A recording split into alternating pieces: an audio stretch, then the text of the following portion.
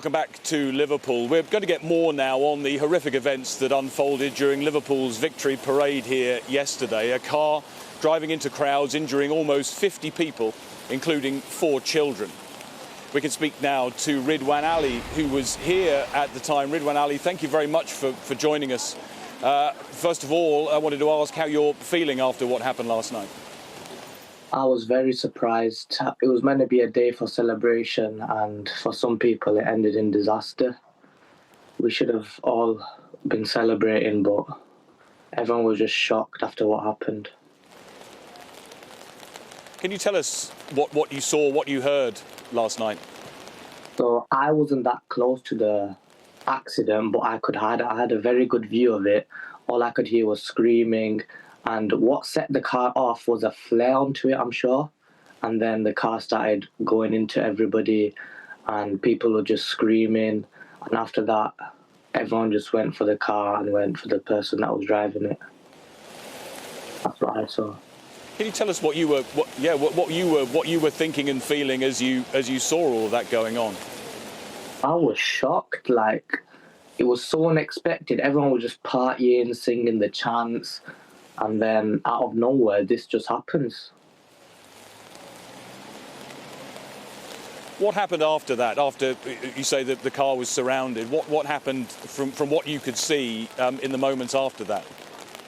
But after that, I saw like a woman and I don't know if it was another man under the car hurt, and people went towards the hurt people under the car.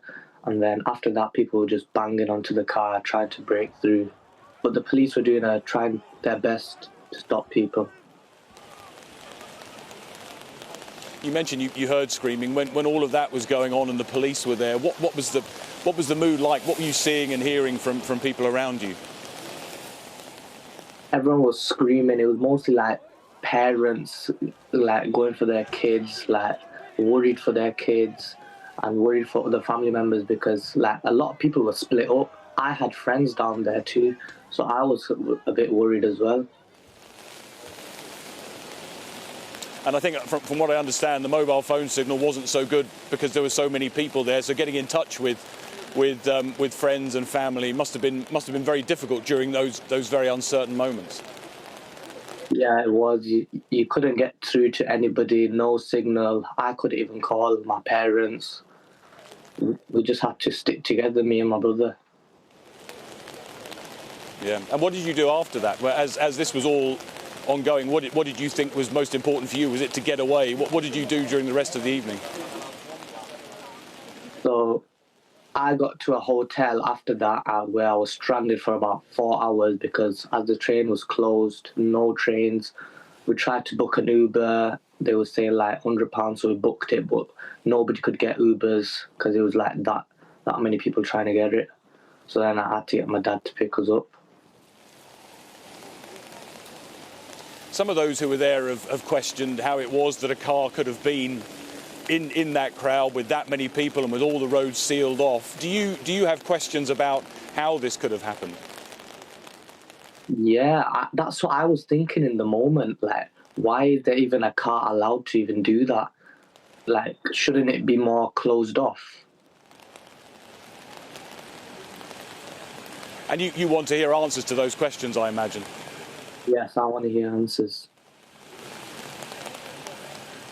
From what you could see of the car, just talk us through the movements. You say you had a good vantage point. Talk us through the movements that you saw of that car as this happened. So it was stationary, and then out of nowhere it goes like in a bit of a zigzag motion, what I saw, and then it went into like the right side of the crowd and then back into the middle. And what were your thoughts about what was happening at that time as you saw this happening? I thought people died. The way they got hit, it was quite quick and people went flying. I was very worried for the fan base. We know this was a party. You were one of tens of thousands, maybe hundreds of thousands along that parade route. Before all of this, clearly a mood of celebration. And that mood, the feeling of that mood changing must have been quite a moment of realisation for everyone there. Yeah, it was meant to be a day of party. Everyone was happy until that moment, which was quite sad because it's meant to be a day of celebration. Well, Ridwan Ali, we appreciate you speaking to us. Clearly very traumatic for everyone who witnessed what happened. We hope you stay well, and thank you very much for telling us your story today.